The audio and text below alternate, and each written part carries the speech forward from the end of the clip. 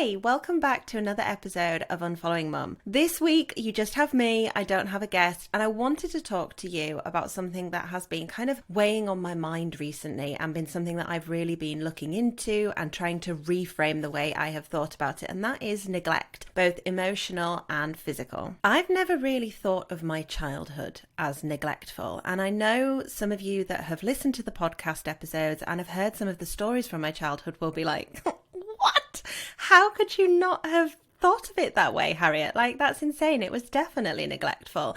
And if I heard somebody else telling me the stories that I have shared with you in previous episodes and across my channels on Toby and Roo and Unfollowing Mum on TikTok and Insta, then yeah, I would absolutely say, oh, that's not right, if it was somebody else. But when I think about myself, I've really struggled to think of my childhood in terms of neglect. If you haven't listened to the podcast before, then I talk a lot about my relationship with my mother, who was incredibly narcissistic. And for reference, talking about somebody being narcissistic or exhibiting narcissistic traits or having narcissism is not the same as diagnosing them with NPD, which is narcissistic personality disorder. We all have, as we discovered in episode 10 with Helen Villas and Katie McKenna, who are both specialists in working with adults who've experienced narcissistic parents. Everybody has narcissism within them. Everybody has a healthy part of narcissism. It's what allows us to want for more. It's what allows us to feel entitled to things like perhaps a pay rise or fair pay or all these different things. That is healthy narcissism, where it's not at the jeopardy of somebody else. What my mother exhibited was very toxic narcissism. And in a lot of ways, her behaviour was that of a covert narcissist, which if you've read Daniel Morrigan's book, You're Not Crazy, It's Your Mother, which I 100% recommend if you have a difficult relationship with your mother or you suspect that she is a narcissist. She talks about Paul Wink's paper, which is the two faces of narcissism, and how covert narcissists have the vulnerability and sensitivity traits, whereas traditional narcissists that we know of are overt narcissists, where they have that grandiosity, that, oh, I'm so much better than you. They're out about it, they're very proud, they're very confident, they're very demanding. You might notice when somebody behaves like this, but with a covert narcissist, it's so much more sinister, and essentially what you end up having is a child that walks around on eggshells. Both are just as bad as each other and both pose problems for children, and yes, they can flit in between the two, but covert narcissism was something that I feel very strongly was prevalent in my relationship with my mum. I talk a lot about how we had an incredibly enmeshed relationship, which is one of the reasons that I think I struggle so much to look at my childhood as neglectful, because I was infantilized a lot. Weirdly enough, the infantilization is something that I've always struggled with more, because it feels like it's at such a juxtaposition with the parentification that I experienced growing up, and there was a lot of emotional parentification. Just to hit pause, if you are new to those terms, infantilization means pretty much what you'd expect it to mean. It's keeping the child or young person or adult, whomever, as a very young child, treating them as a baby. Babying them is what we might call it if we were talking outside of psychology terms.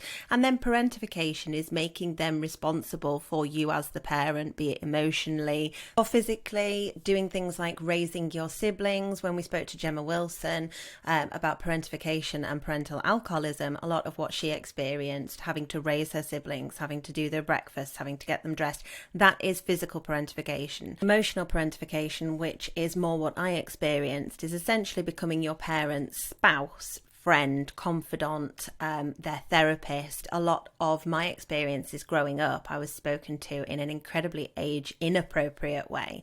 For example, I knew all of the court proceedings that were happening with my parents' divorce. I knew all of the ins and outs. My mum would cry to me frequently or talk to me aggressively frequently about my dad and what an awful person he was, and essentially offload onto me whilst I would try and fix it. So when I look back at my childhood, I think this is what I find really difficult to recognise, because especially being an only child with a narcissistic parent, I was fulfilling all the roles. The role of golden child, the role of scapegoat, the role of invisible child. It just depended on what need my mum needed to fill at that particular moment. And this isn't uncommon for a child to be both parentified and infantilized, because it's a way of a narcissistic person gaining control around you. right? If 1 minute you are super responsible, you're so grown up, oh, you just get on so well with adults and you just do so much, I don't know how I could possibly live without you to support me and help me. And then the next minute you're reminded, you are just a child, do as I say, not as I do. You need to do this, you're a child, you can't have a say. Well, then you're always walking on eggshells, aren't you? And you can never really find any peace, so you stay in your fight and flight response. And I think the infantilization in particular makes it really difficult for me to reconcile my childhood neglect, because I look back at the things that my mum did, and until I started to grow up, started to assess them as an adult and started to really think about what went on, I always just saw them as an example of a loving, caring parent. So I'll give you one example. I was at my second school, so I must have been about 10 coming up to 11. And I distinctly remember I hated going into school on a Saturday morning, but that was part of the rules. The school had a Saturday morning school, and then they did sports in the afternoon until 3 o'clock. And it was compulsory. You couldn't just turn around and say, no, you don't want to go.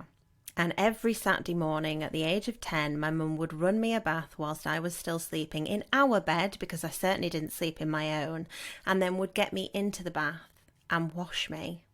And now, having a 10 and just 12-year-old, I find that so uncomfortable, because I was perfectly capable of washing myself. I didn't have special needs that required my parents' aid, which is obviously completely different, but I was given no physical boundaries. I was given no personal respect in that sense, that personal boundary. It was something that my mum just considered normal because I was her baby, and she would often refer to me as her baby, which in a normal dynamic is absolutely normal, you know. And this is what is really difficult to untangle about all of these things, because there are so many things about my childhood and about the childhoods experienced by adults who have had narcissistic parents that just seem or sound normal. And you're like, well, what are you moaning about? That wasn't that bad. I mean, come on. And you've always been raised on gaslighting, so you're taught to self-gaslight and to say to yourself, well, it wasn't that bad. Nobody actually physically raped me. Nobody actually physically punched me in the mouth. And obviously, if those were things that you did experience, then I am sending you so much kindness and love and empathy. They were not things that I experienced. And quite often, we treat abuse as a contest of, and especially in our own minds as well, we treat it as a contest of, oh, well, that person had it worse than me, so it wasn't that bad. Yes, it absolutely was really bad. And you are allowed to grieve that childhood that you had, and you are allowed to be angry about that experience that you had, and you're allowed to say that was really fucked up.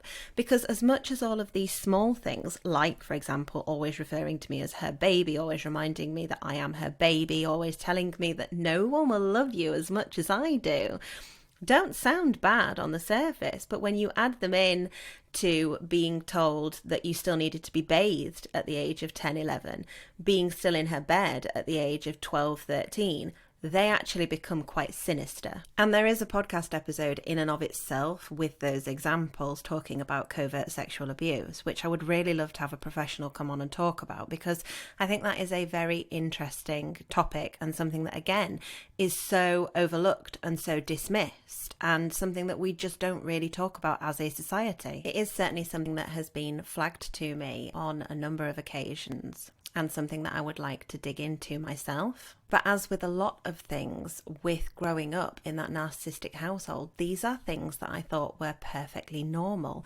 And yes, I may have always felt a little bit uncomfortable or had the odd bit here and there where I thought, that doesn't feel very normal. But you are taught this is how affection is shown and this is the norm. And you don't really question it. You don't have the tools, especially as a child, to question it. And something that I don't think people realise when you are growing up in a toxic household and it's a really traumatic experience is that children naturally do not blame or place the blame with their caregiver for things. They internalize it. Let's be frank, there is nothing more frightening for a child than to think that their primary caregiver cannot fulfill their needs, cannot meet those basic needs. And we know this from children who protect their parents against social services, if their parents are drug addicts, alcoholics, all of these different things. In fact, we've spoken to people on the podcast who've had really traumatic experiences with parents who have very obvious neglect, and they have never spoken forward about it as children. They've always tried to protect the parent. They've always tried to just get on and do the best that they can, because children internalize these things. That is simply the way that we are built. And because you internalize those feelings, you also internalize the shame that surrounds those feelings, and realizing that actually perhaps this isn't normal. I cannot tell you of the amount of times that friends have come to me and said, oh, you know, Harriet, that's not really normal. And I've poo-pooed it, or I've passed it off, or I've said, oh, don't be ridiculous. It's you that's not normal for not being this close to your mum.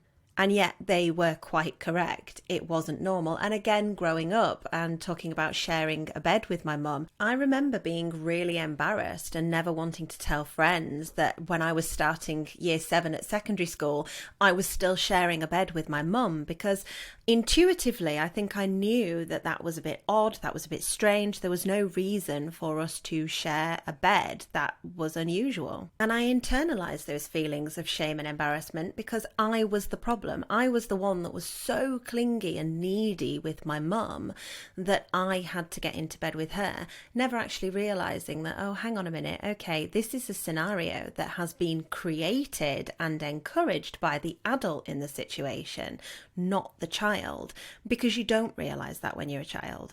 And I know I said this was about neglect, and I am getting a bit off topic. We're at 11 minutes now and I'm talking about other things, but I do think it all links together in terms of how we view our childhood before we start to have therapy, before we start to become aware of things, and often indeed before we become parents ourselves, as opposed to when we really start to realise how toxic so many of these behaviours were. So let's actually get into it and talk about neglect on this episode, otherwise we are going to run out of time. I've spoken about this on the podcast before, and I spoke to Helen Villas and Katie McKenna, and they were kind of the beginning of when I started to think, oh, hang on a minute, actually, yeah, that doesn't sound like something that I would do with my own children. But when I've talked about it across social media, there's been quite a mixed response as to whether or not it would be viewed as neglect, or whether it's just indicative of a different generation. So forgive me if you have heard this story before, because I am going to share a few other examples with you, but I remember being about 9, 10, and being left at home alone throughout the entirety of the summer holidays. And I've always thought that firstly, that wasn't neglect, it was necessity, because my mum was a single mum and she had to work. But actually, when I sat back and thought about it, my grandparents lived within walking distance, and I think my granddad was still alive at that time. I'm not 100% sure if my grandma was, but my granddad certainly was still alive at that time. And the main reason for me being alone is because I didn't like the kids' clubs. Which really, when I think about it in terms of my own kids, I can't imagine allowing them to be in an unsafe situation with no way to contact me, because my mum was a theatre nurse, so she would be in the middle of operations. It's not like I could ring up and say, hey mum, the house is on fire, can you help me? Even though she was only around the corner, she was still essentially unreachable because of the type of work that she did. And I've told this to many a psychologist, psychotherapist and social worker, and every single one of them has said the same thing.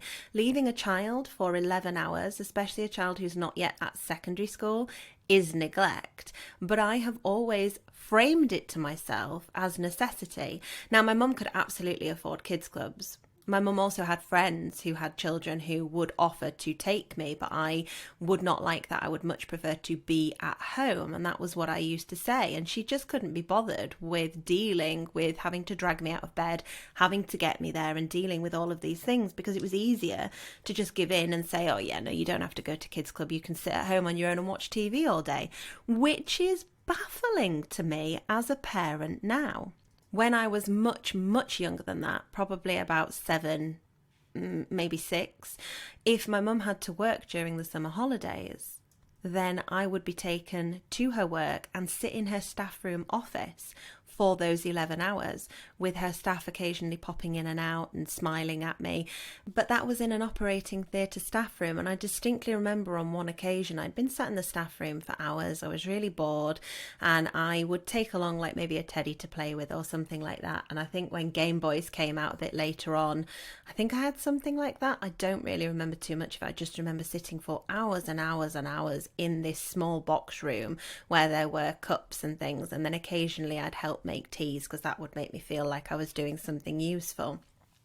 And I remember on this one occasion, I'd walked through the operating theatre front area, and anyone who is a nurse will be absolutely aghast, I'm sure, and tried to open the actual operating theatre door and peered through with patients on the table. That is on so many levels misconduct, and on so many levels unsuitable for me, because guess who was in trouble for interrupting and for putting my mum in a position where she looked bad at work? Me. But I was just a child who was trying to find their mum because they'd been left alone for hours. And again, I've never, until maybe the last 2 or 3 months, thought about that in a negative light on my mum, as opposed to looking at myself and being like, yeah, no, wow, what an annoying child I was. Isn't it baffling to think that I've never reframed it to myself, even as a mother now? If my 8-year-old was trying to find me, that's on me. That's not on my 8-year-old. You know, she's 8. If she comes to me in the middle of a meeting and says, Mummy, I need a snack, I might say to her, Mummy's in a meeting, and actually that wasn't appropriate to interrupt me then. Could you have waited 2 or 3 minutes? But I would have to pause my meeting to help her out. And we saw this through the pandemic, with meetings being interrupted left, right and centre. Kids do it. It's what happens when you've got children and you are responsible for them. So the majority of us have had some kind of experience of trying to work whilst also trying to look after children. A staff room for 11 hours, an operating theatre, none of those are suitable places for a child. And I do remember, actually, I used to love going and playing in the storeroom where they had the needles and syringes, which actually, oh, that's not cool either. I've never thought of that. I used to grab a few of the supplies and go to the staff room and play nurse. God, I'd forgotten about that. Yeah, I used to, never the needles. I was always told you can't take the needles, but you can take the different syringes and the gloves. Oh, God. Okay, moving on swiftly. Despite being left alone, and even things like walking home from the age of 7 or 8, which I do still feel is indicative of the times. I know a lot of people would walk home or walk to the shop and that kind of thing when they were that age. I was what you would have called a latchkey kid for a certain amount of time, which is interesting because I was a latchkey kid, but my mum would often talk in a very derogatory way about my dad being a latchkey kid and how he was neglected and didn't have the love and affection he deserved, and that was why he was such a dick, which in hindsight is potentially her story too. Again, the same principle was when I first started secondary school at the age of 11, I would take a train from home through to York because my mum had to be in work and there was no other method to do it, and a group of us would go together. I don't think those instances are particularly neglect, but when I think about being left for excessive periods of time, that was a good chunk of my childhood, and that's absolutely neglect when I look at doing that to my children. And even though we live in the here and now, in my eyes, I would say it was even more so neglect, because back then there was no mobile phone to text. There was no quick phone call. She was completely unreachable, and that was unacceptable. As if that wasn't bad enough, something that I've always felt a little bit uncomfortable around and always thought, yeah, no, I wouldn't do that with my kids, but it was a different time. And I will say here, I've often excused my mum's behaviour because she was a single mum. And I now look at that and think that is so derogatory to the many women that I know who are single mothers, who are amazing mothers, who go above and beyond and bend over backwards to ensure that not only are their children safe and prioritised, but are loved and nurtured. Their kids don't have any less because they are a single mother. In my instance, I've often felt like, oh, well, I don't know what it is like to be a single mother. And my mum would remind me of that if ever I flagged any of these things with her as I got older. You don't know what it was like for me. I didn't have anyone around me. Well, she did. She had friends. She had grandparents. She had options of kids clubs because she could afford them. She definitely had options, but she chose not to use them, and that's the difference. So I remember quite often, and I wouldn't say it was continual, I'd say maybe it was once a month, I would be left on a night because my mum would go out with her friends. And again, I've always passed this off as, oh, well, she's a single mum, it was difficult to find a babysitter. And no, it bloody wasn't. It wasn't difficult to find a babysitter at all, but it was certainly cheaper and easier. And my mum's rationale for it is that she wasn't going out drinking. She was going out dancing, and she was the designated driver, so therefore it wasn't a big deal. And I remember on one particular occasion I'd done something that had really upset her, and I hadn't thought about this for years until I really started to think about neglect in terms of my childhood. And I'd done something that had really upset her and made her fly into that narcissistic rage. And she'd said to me, I don't like you very much right now. I love you and I always will, but I don't like you very much right now, which she always used to say to me, which is something that I used to say to my children because I thought, well, no, that makes sense, when actually it's an incredibly toxic thing to say to a child. What I mean is, I don't like your behaviour right now, but I always love you. It's that kind of backhanded compliment that I thought was just a good way to be strict. And until reassessing my parenting and realising actually that's very toxic, I would have said myself, because it sounds like, it's a bit of a shit sandwich, isn't it? I love you very much, but I don't like you. Well, what children do with that is internalise the feeling that they're not very likeable. And I don't want my kids to feel that way, and have since apologised to them for that and explained why I've said that. To which they were completely baffled and like, well, I don't give a shit. What are you talking about, Mum? Which I felt very proud of, because I certainly do give a shit as a mum and as a child who didn't have a mum that gave a shit. And I remember this one occasion when I'd been left after this had been said to me, and she'd stormed out of the house, and it must have been about 6-7 o'clock at night, and she didn't come back until I think it was about midnight. And I'd stayed up because I was so upset that I'd upset her before she'd gone out. And what if something happened to her? And that was the last thing that we ever said, the last conversation we ever had. And I was alone, and I'd forced her to go out in a temper. And she'd gone out drinking and dancing, or rather dancing, because she wasn't drinking, her friends were. And sometimes she'd come back later than that, maybe 1 o'clock in the morning. Sometimes she'd come back a bit earlier at 11 o'clock. And she just didn't see it as an issue for me at the age of, certainly not secondary school age, much younger, must have been between 7 and 9, to be left alone for hours on my own watching TV. And I know that it was later than a certain time, because I remember putting Channel 5 on, and if any of you are from the 90s, and you will know what late night Channel 5 represented.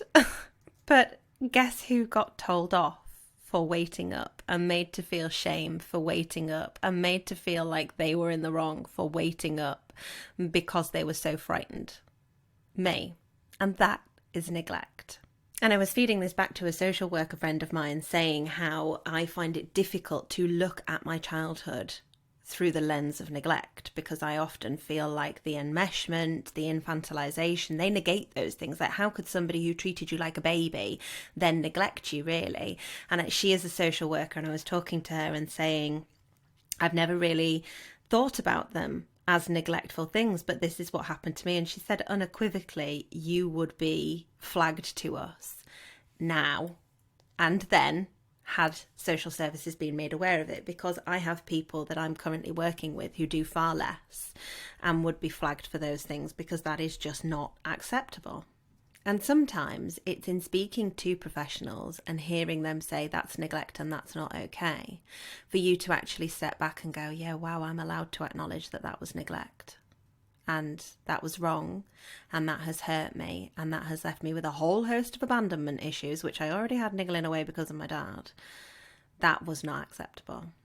And I think sometimes it's in that validation of realising and accepting that that was not acceptable, that you can then grieve for it, process it, and move on and work through those things, and decide that that is not something that you're going to allow to be repeated with your children.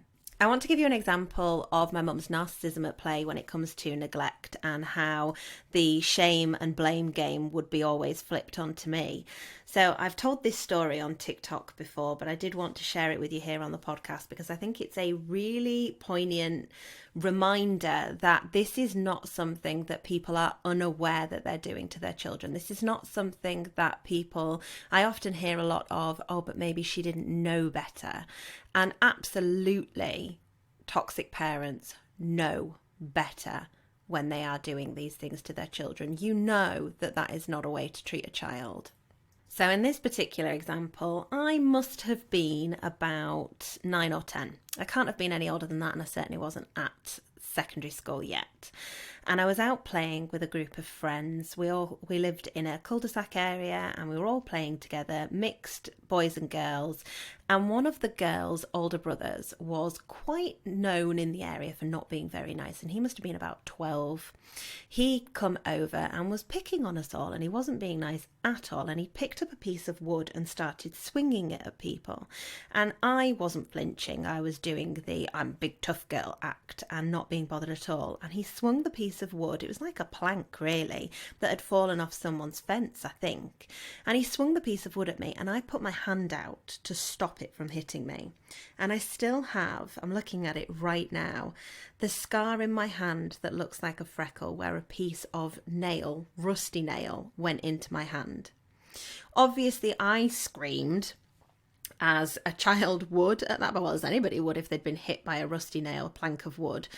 And he ran off, and one of my little friends he lived directly opposite our house, ran over and took me to his mum. And obviously with them being neighbours, she could see that my mum wasn't in and was a bit curious as to why I hadn't gone to my mum when I'd been hurt. And she said to me, Harriet, where's your mum? Why haven't you gone home? As she was bandaging up my hand and trying to clean the wound. And I said to her, as any child would do, I think I must have been younger than 10, I must have been more 8 or 9. But I moved to this house when I was 9, so I must have been 9 or 10. But I was still very little, certainly not at secondary school. And I said to her, oh, she's gone to the pub with her friends, because she'd actually gone for some pub lunch with a group of her friends. And at this age, this was just so normalised to me that I would be left for long periods of time without being able to reach her or contact her. It was just so normalised for me that I would be on my own and trusted to be responsible that I thought that was perfectly normal. And I remember my friend's mum looking at me and saying, she's gone to the pub. Do you know which pub? And I said, no, I don't know. And she went, do you know can you contact her? And I said, no, I don't know how to get in contact with her. I think maybe one of them's got a phone, but I don't know, I'm not sure. And that was that. And I went home, and I don't know what had been said, if anything, but I'd reiterated to my mum what had happened. Her first question when she saw that I had plasters on my hand was, who did that? And when I said, oh, it was Anne over the road, she looked after me. She asked me, before anything else, what did you tell her about where I was? And I said, oh, I said you were at the pub. And she hit the roof. There was so much blame of, you've made me look like a bad parent. How dare you say that about me? You've made me sound like a drunk going off to the pub on a weekend. And I felt so ashamed, like I'd done something wrong, like I'd betrayed her confidence. I didn't even know that she would be judged for that, because to me that was just the norm, that was just the expected, was that I would be left and that would be okay. Like, she can't get into trouble for that, right? Turns out she can, because it's very much neglect. Yeah. And I always think of this story now when people talk about, oh, maybe she didn't know better, because it's a prime example of how a narcissist absolutely knows that what they're doing is wrong, how they know that that behaviour is unacceptable. If you know that you would get into trouble for it and you would not want other people to be made aware of what you're doing, then you absolutely know that what you are doing is wrong. And she did. And rather than be accountable for that and say, oh, sweetheart, I'm really sorry, I shouldn't have actually left you. And I think at the time she'd asked me to come along with her. These were the kind of decisions that I was making at such a young age. She'd asked me if I wanted to come along and have Sunday dinner. And I'd said no, because I'd rather go out and play with my friends. So that was okay. And that was my decision. Same as going to school. I do remember at secondary school when I was older, at about year 10, I didn't like secondary school. I hated it. I'd had to leave the school that I really liked because my mum could no longer afford to send me, and frankly should never have tried to send me. I think it was just a big two fingers up to my dad. And that school was so bigged up. And it was a beautiful, wonderful school, but it was so bigged up to me that anything else was considered crap and less and awful and a failure. So of course, when I went to my second secondary school, which was a normal state school, I hated it before I even got there. I hated it all the time because it had always been framed to me as a place that I shouldn't be, and that it was my dad's fault that I was there, when in fact I don't think it was that bad a school. I think I struggled a lot with my peers because of things that were going on at home. But I actually, come year 9, year 10, had 20% attendance. Because if I woke up that morning and said to my mum, I don't want to go to school, I'm really unhappy, I'm being picked on, I don't want to go, which are conversations that I have most days with my eldest at 12. And I'm sure if any of you are parents listening, are conversations that you have with your kids on a regular basis. I would just be told, yeah, okay, no, that's fine. You really should go to school. You're going to get me into trouble. You're going to get me into trouble by not wanting to go to school, and just allowed to make those decisions to not go into school.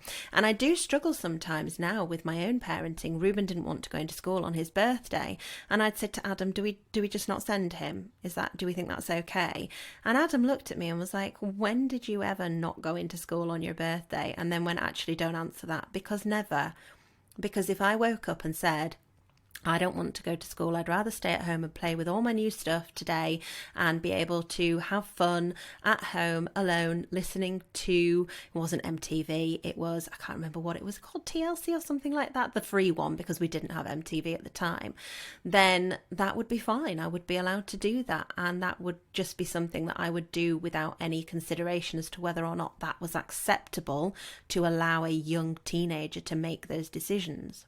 In terms of what neglect has left me with as an adult, I don't mind outing myself here. I have a deep-seated fear of abandonment, and it's really difficult to navigate because quite often I self-abandon in order to keep other people happy, and I would stay in a situation that was detrimental to me because I feel like I can fix it. I saw a TikTok not so long ago, and it's really, really stuck with me. It struck me so hard, where someone was sharing something that their therapist had said to them about their fear of abandonment and why they stay in toxic relationships or why they stay in difficult situations. It read, my therapist told me that the reason why I stay so long in toxic relationships or situations is because my inner child is trying to heal my own abandonment issues by sticking with them no matter what, like I wish someone had done for me. And that just really hit me because it's so true. Subconsciously, trying to fix the way that you felt and ensure that you never make anybody else feel that way is so deeply ingrained in your psyche that you don't even realize you're doing it to your own detriment.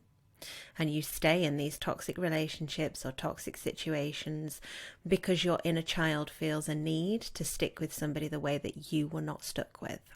On the complete flip side from that, from never wanting to abandon somebody because subconsciously my inner child didn't want to be abandoned, I am hyper independent. I also never want to rely on anybody or have to trust anybody with my emotions or with anything that I need.